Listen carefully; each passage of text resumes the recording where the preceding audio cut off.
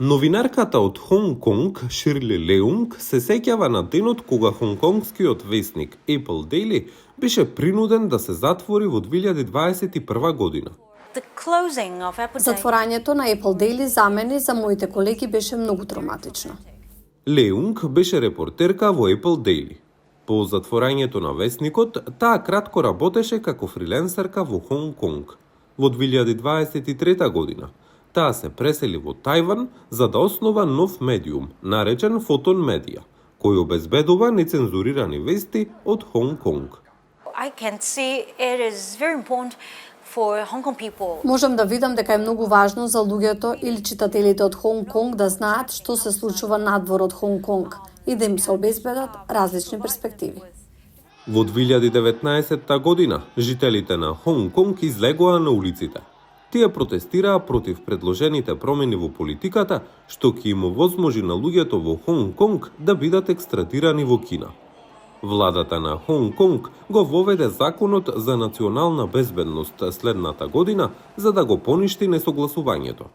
Продемократските медиуми, вклучително и Apple Daily и неговиот основач Джими Лај, станаа мета на владината репресија.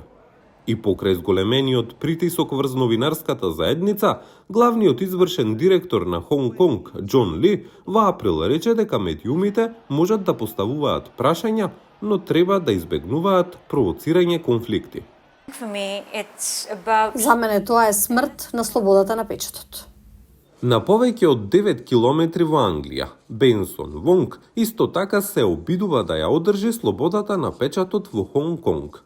Академик и колумнист, Вонг од 2022 година пишува за чувствителни теми за медиум од диаспората со седиште во Обединетото кралство, наречен The Chaser.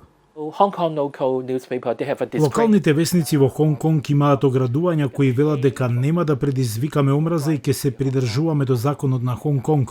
Луѓето сакаат да кажат нешто. Моите написи на некој начин може да кажат што сакаат.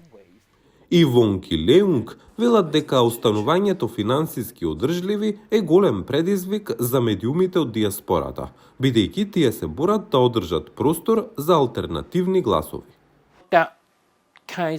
Такви медиумски платформи од диаспората може да се потпрат само на многу ограничен приход, можеби од програмите на YouTube или некои луѓе кои активно донираат за поддршка на тие медиумски платформи.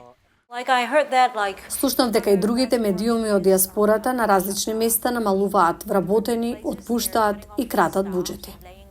Соочена со финансиски предизвици за сопствениот медиум за вести, Леунг вели дека ќе се потруди да продолжи да пишува за вестите од Хонг Конг од диаспората.